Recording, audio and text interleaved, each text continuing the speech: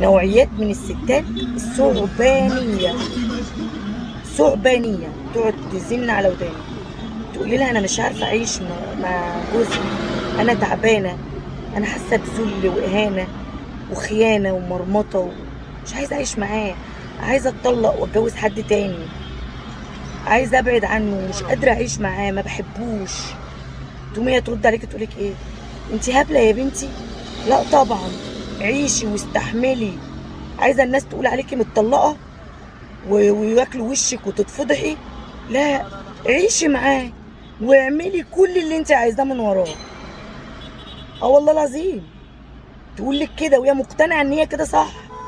عيشي وعادي وقدام الناس ده جوزك وعشان عيالك والكلام ده، بس ما تبقيش اسمك متطلقه وتفضحي نفسك والناس تقول عليكي ست مش كويسه، واعملي ما يحلو ليكي من وراه.